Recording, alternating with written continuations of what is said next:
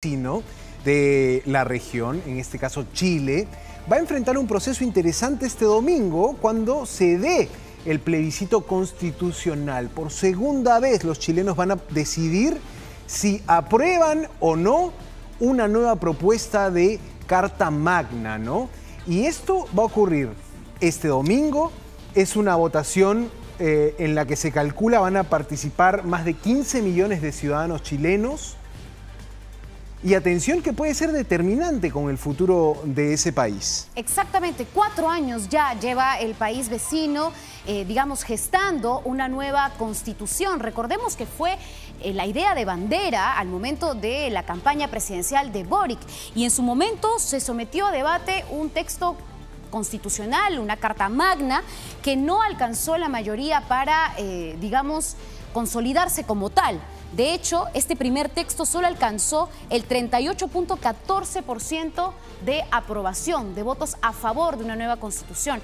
Y ahora, este domingo 17, nuevamente vuelven a las urnas nuestros vecinos chilenos para votar por una nueva constitución que, hay que decirlo, tiene variaciones interesantes en comparación de la anterior, que se sometió también a debate y no llegó a tener los votos para que se ejecuten. Pero bueno, vamos a tener justamente información detallada de lo que viene sucediendo en Chile a días nada más de esta consulta, y vamos a conversar justamente con nuestro invitado, quien es director de la ONG Idea País, Santiago. Sí, hablamos con Pablo Mira, que ya está conectado a través de una videollamada. Señor Mira, le agradecemos mucho su tiempo, lo saludamos desde Lima, Perú. ¿Cómo espera que se desarrolle este plebiscito, esta consulta popular, para ver si se aprueba o no la Constitución? ¿Qué se juega Chile este domingo? Muy buenas noches. Muy buenas noches, Santiago. Muy buenas noches, Cari. La realidad es que estamos en un día histórico. Estamos en una jornada que esperamos hace muchos años. Muy bien recordabas, Cari, que llevamos 4 años en este largo camino por elaborar una Carta Magna que le haga sentido a todos los chilenos. Me ha tocado personalmente participar en los últimos 2 procesos constitucionales. He visto cómo se ha redactado, lo exigente que es para un país redactar y llevar a cabo un proceso constitucional. Afortunadamente, creo que el proceso ha demostrado que la democracia en nuestro país está funcionando. El primer proceso pudo realizarse en tiempo y pudo también incluso rechazarse cuando se consideró que no era una propuesta buena para todos. Se rechazó en todas las regiones del país. Y luego entonces nos vimos enfrentados con una nueva pregunta: ¿seguir o no? ¿Hacer un nuevo proceso o no?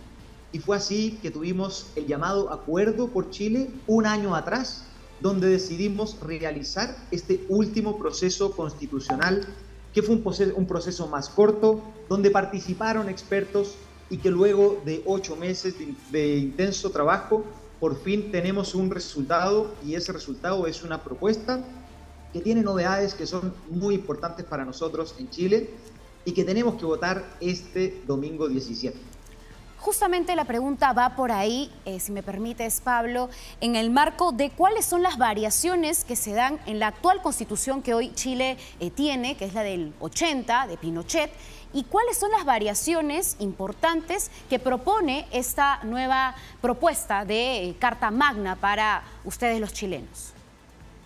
Claro, es una excelente pregunta, Cari, porque creo que una constitución, por un lado, es un documento jurídico, pero por otro lado es un documento, vamos a decirlo así, social, político, ¿no? El texto actual, si bien fue redactado en otro contexto, en el año 1980, en ese momento estábamos, bajo, la dictadura de Pinochet, y se realizó entonces este proceso, un proceso constitucional muy distinto al actual. Y luego de 43 años vemos que tiene deficiencias importantes en 3 aspectos que me gustaría mencionar. En primer lugar, creemos que el texto tiene cierta deficiencia en cómo trata, por ejemplo, los derechos sociales. Hay algunos derechos sociales y sobre todo el rol del Estado, el rol como de un Estado social y democrático de derecho, creemos que es un tremendo avance, es decir, que sea un Estado más presente y que se haga cargo de urgencias fundamentales que la Constitución actual no menciona, por ejemplo, en materia de vivienda, por ejemplo, en materia de derecho al acceso al agua, por ejemplo, en materias de derecho al trabajo. En segundo lugar, tenemos un problema en Chile, y creo que también lo estamos viendo en toda Latinoamérica, que es el problema de la seguridad.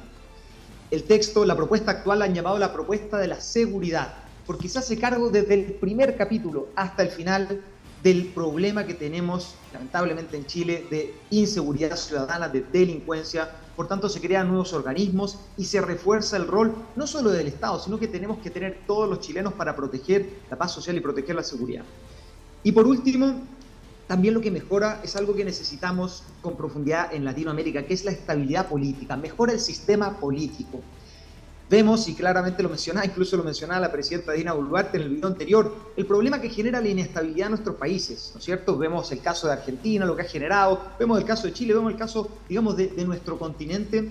Necesitamos tener normas que permitan mayor o mejor colaboración entre el presidente y el Congreso, que no, digamos, obstruyan el trabajo, no se obstruyan el trabajo entre ellos, y con una serie de modificaciones, achicando un poco la Cámara de Diputados, reduciendo la cantidad de partidos políticos presentes en el Congreso, y con una serie, digamos, de normas quizás más técnicas que podemos comentar, se mejora el sistema político, y eso al final es lo que permite que en adelante las leyes que se aprueban salgan fruto de un trabajo con mayor colaboración, con mayor negociación y, digamos, con un mejor trabajo político. Claro. Ahora, si tomamos en cuenta los comentarios que nos está dando, da la impresión de que en este segundo proceso de construir un nuevo texto constitucional se han tomado mayores precauciones, probablemente se ha diseñado una mejor propuesta, pero algunas encuestas publicadas antes de la veda electoral muestran que podría ganar el rechazo. ¿Qué pasaría con el país si es que por segunda vez no se aprueba una propuesta de Carta Magna? ¿En qué punto quedaría esta intención, nacida quizá del estallido social del 2019, de volver a escribir una constitución? ¿Qué pasa si gana el rechazo? Claro, esa es una de las preguntas más importantes de cara a esta votación. Porque lo que estamos de acuerdo todos, digamos, todos los sectores políticos, es que es necesario cerrar este proceso. Llevamos un proceso largo, son 4 años de desgaste, de votación, 2 plebiscitos, 3 elecciones, y queremos cerrarlo. Pero tenemos un problema, porque los que votan o los que van por el a favor están todos de acuerdo en que quieren que este nuevo texto sea la Constitución en los próximos 30, 40 años. Es decir, no quieren tocar más el tema. Pero lamentablemente los que van por el en contra, hay opiniones divididas. Hay algunos que dicen, me quiero quedar con la Constitución actual, pero eso lamentablemente es la minoría dentro del en contra. La gran mayoría, como bien mencionabas también, Cari, cree que el principal problema de Chile es la Constitución. Entonces, si bien van por el en contra, van por un en contra para, digamos, tener una nueva Carta Magna, ya sea reformar la vía del Congreso o ya sea crear una nueva Asamblea Constituyente. Imagínense un nuevo proceso con todo el desgaste que eso tiene, y eso también genera un problema también justamente de incertidumbre muy grande. Entonces hay dos opciones y esa es la gran pregunta que todos tenemos, si es que se confirman quizás algunas de las encuestas. Digamos, las encuestas se ha visto que el en contra empezó muy arriba y ha ido bajando, el a favor empezó muy abajo y ha ido subiendo bastante, pero es verdad lo que tú dices, Santiago, que hay muchas que todavía muestran que el en contra seguiría, digamos, teniendo la delantera. Y en ese caso nos preguntamos todos, ¿qué pasará? Justamente tengo entendido de que ya el presidente Boric ha manifestado que durante su gobierno ya no se va a hablar de un tercer proceso constituyente. Tendría que hablarse del próximo presidente quien quiera asumir esa papa caliente. Ese contexto nuevamente que tú mencionas es cansado para los chilenos y que significa pues mucho trabajo de por medio que a las finales a las urnas termina siendo y posiblemente rechazado. Justamente, y firmaron una declaración los partidos de la actual coalición de gobierno, señalando lo siguiente, que hoy no promoverán un nuevo proceso constitucional. La gran pregunta que queda es, ¿qué significa ese hoy? ¿Significa que hoy, quizás en este nuevo gobierno, en estos 2 años que le quedan al gobierno, no van a iniciar un nuevo proceso constituyente? Bueno, esperamos que sí. Pero hay algunos, por ejemplo, un presidente de partido político dentro de la coalición de gobierno señaló que le gustaría pausar la discusión hasta el 2030. Pero imagínense en 6 años más volver a tener este nuevo proceso con toda la incertidumbre que te genera. Entonces, tal cual, hay un compromiso de no hacerlo ahora, porque también sería una locura. La gente está muy cansada de esto y sería muy impopular iniciar algo nuevo ahora. Pero la pregunta es, ¿qué pasará después? Claro, entra como en un tiempo muerto si es que gana el rechazo y probablemente eso genere incluso más distancia que pueda tener la ciudadanía con la política, ¿no? También es importante proyectar los próximos años. Como usted dice, una constitución debería ser redactada para décadas, ¿no? Y si se puede, redactada una sola vez y quizá enmendada en puntos en particular.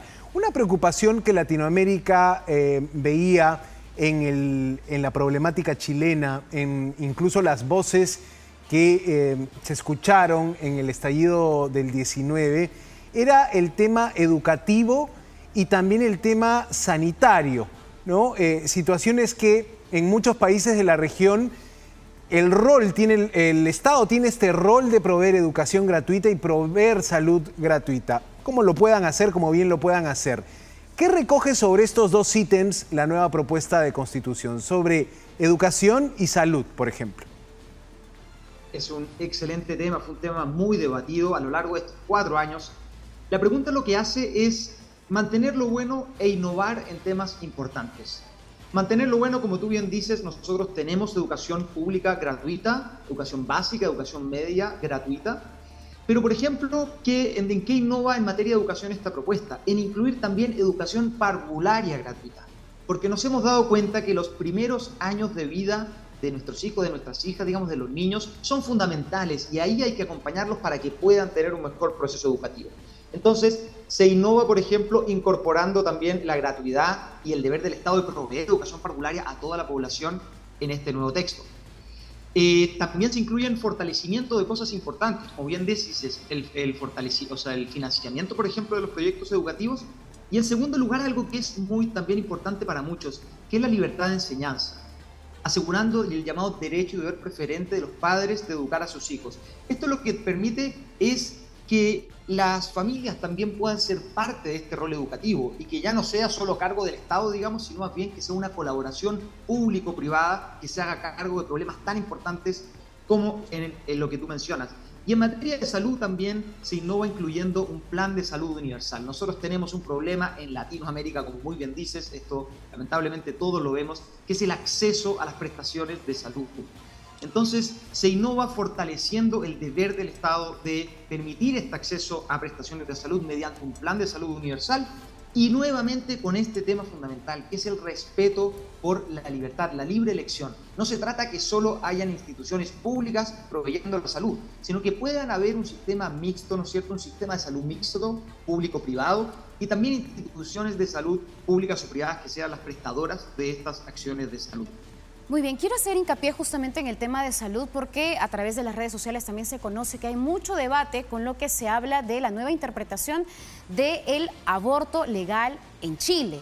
Hoy la nueva Constitución tiene 3 aspectos, entiendo, 3 causales de aborto y la nueva Constitución, o mejor dicho, la propuesta nueva Constitución solo contempla la protección de la vida del que está por nacer y para muchos eso significa retroceder, no, digamos, velar también por la figura de la madre. Entonces, no sé si nos podría aclarar ese panorama porque está generando también mucha polémica. Estoy de acuerdo y es algo que han repetido muchos. Supuestamente dicen que la Constitución sería contraria a los derechos de las mujeres. Y yo me permito decir, yo esto lo estudio, digamos, desde un centro de estudios independiente y he acompañado esta discusión por mucho rato. Y la realidad es que la Constitución es un tremendo avance en materia de derechos de la mujer, incluyendo principios fundamentales como igualdad salarial, como no discriminación por sexo en materia de salud, etc. Y respecto al aborto, Cari, te comento lo que existe, porque es impresionante, digamos, todo lo que se ha levantado por algo que no tiene sustancia propiamente tal. La actual Constitución dice, la ley protege la vida del que está por nacer, en el artículo 19, número 1. ¿Qué es lo que dice la nueva propuesta? La ley protege la vida de quien está por nacer. El que está por nacer, dice la Constitución actual, ¿quién está por nacer?, dice la nueva propuesta. Entonces ustedes podrán ver que la realidad es que el cambio es ninguno, digamos, no hay un cambio sustantivo acá, porque más bien lo que se busca con esta aclaración es aclarar que el que está por nacer es un sujeto de protección y por tanto la ley de aborto en 3 causales, que tú muy bien mencionas, no corre ningún riesgo con esta propuesta y eso lo señalaron no solo los que escribieron y que redactaron la propuesta constitucional, sino en la misma Constitución se incluyó al final un artículo que dice que ninguna ley será modificada. Por tanto, la ley de aborto en 3 causales que tú bien dices no se toca con este nuevo texto constitucional. Ahora, el tema de seguridad en el que hizo énfasis al inicio de su presentación, decía un poco eso, ¿no? Esta propuesta pone mucho foco en la seguridad. Chile está viviendo un momento delicado en tema de seguridad ciudadana.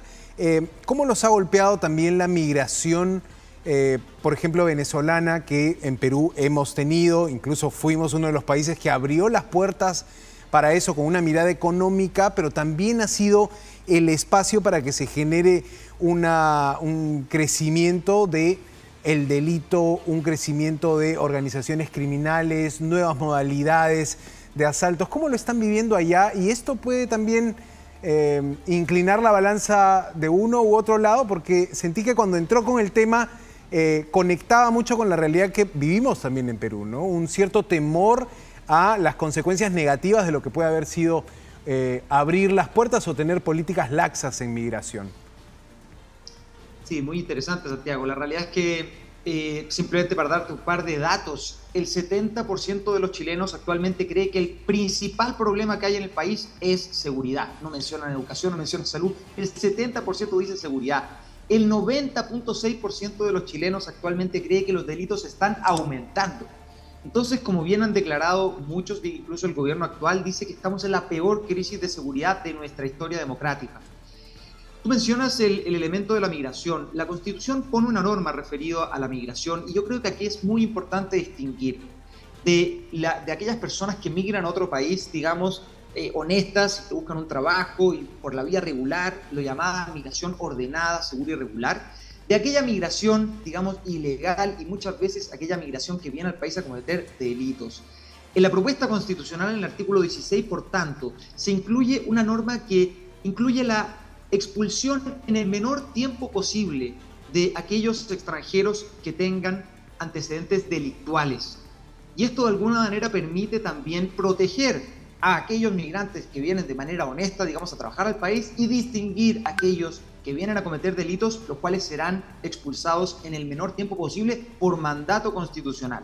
Entonces creo que también eso ha sido importante. Nosotros tenemos, bueno, también se crea, por ejemplo, la nueva Constitución crea una nueva policía fronteriza para el control de la frontera terrestre. A nosotros nos pasa, y probablemente ustedes también, que las fronteras terrestres son mucho más permeables que las fronteras aéreas o que las fronteras, digamos, marítimas. Y por tanto, se crea una policía especializada, como existe en otros países, por ejemplo, Estados Unidos, donde se protege este control fronterizo terrestre y así, digamos, proteger o promover esta migración ordenada, segura y regular.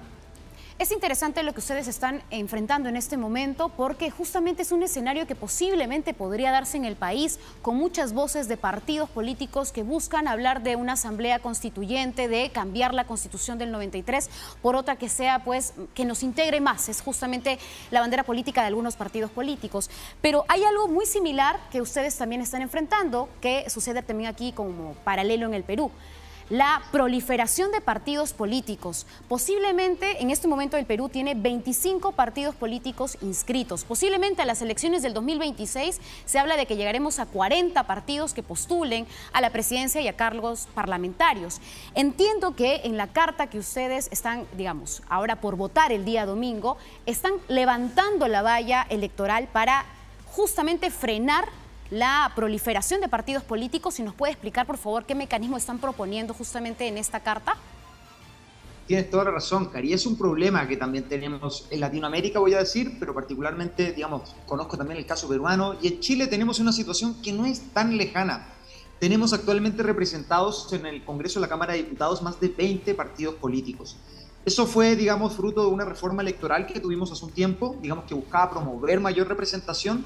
Pero el problema que estamos viendo, digamos, 7, 8 años después de que entrara en vigencia esa ley, es que ahora tenemos tantos partidos políticos que los acuerdos se hacen imposibles. La colaboración en el Congreso realmente se hace imposible. Por tanto, la nueva propuesta incluye una norma muy fuerte, digamos, en esta materia, que establece un llamado umbral electoral del 5%. ¿Qué significa eso? Que solo podrán tener representación en el Congreso, en la Cámara de Diputados y Diputadas, aquellos partidos políticos que tengan más de un 5% de aprobación a nivel nacional. Es decir, se requiere una gran representación digamos, nacional para poder tener un representante de tu partido político en el Congreso. Los cálculos, digamos, electorales, eso por supuesto no sale mencionado en la Constitución, pero los cálculos electorales dicen que en la implementación de esta norma va a implicar que de 20 partidos políticos pasemos a 6 o 7. Por supuesto que esto va a implicar una rearticulación de los partidos, quizás formación de partidos más grandes, pero eso también ayuda a evitar esta fragmentación y, como decías, como bien decías también tú, Cari, promover la colaboración.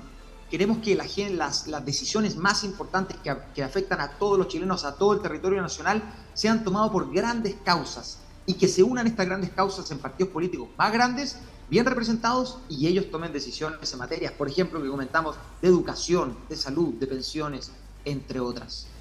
Pablo Mira, director de desarrollo de la organización Idea País, ha estado con nosotros desde Chile comentando lo que será este domingo, la votación, el plebiscito constitucional. Muchas gracias, gracias, señor Pablo. Mira. Buenas noches.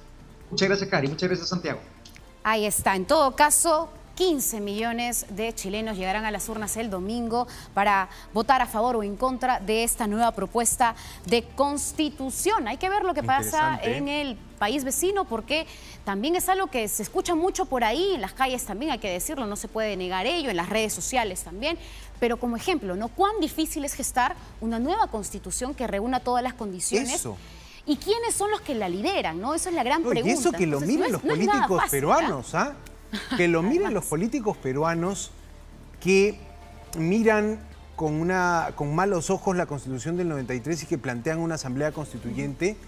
Quienes tienen esa preocupación, que vean cómo en Chile está costando tanto sacar adelante 4 años. un texto de consenso, que la fragmentación les está jugando en contra, que también hay un fenómeno que incluso en Chile se comenta como la peruanización de la política. No me digas. Claro, no. así se comenta, porque Caray. somos un mal ejemplo para la región. Está clarísimo, el Perú es un pésimo ejemplo de crisis política, inestabilidad. Y eso se comenta, y eso se dice. Y se lee la política chilena mirando también, oye, qué mal van allá. Y ese fenómeno, tú se lo preguntabas, la fragmentación, el número de partidos en ese Congreso tienen más de 20 representaciones políticas. Nosotros tenemos 12, 13 en el Parlamento, pero para las próximas elecciones pueden ser muchos más. No es fácil hacer una nueva constitución. Esa es la conclusión, ¿no? No es fácil porque además las votaciones parecen inclinar de que se va a rechazar esta nueva propuesta. Y si se rechaza, nuevamente la pregunta es, ¿habrá una nueva asamblea constituyente, un proceso constituyente? ¿Quién lo va a liderar? ¿Por cuánto tiempo? ¿Y tendrá el respaldo? Bueno, Boric ha dicho, en mi gobierno no se va a dar un nuevo proceso de asamblea constituyente, será en otro, porque ya no hay espacio para ello. Vamos a ver qué sucede el domingo, por supuesto estaremos atentos, porque estamos ahí así con los mismos problemas de educación, salud, seguridad y políticos también.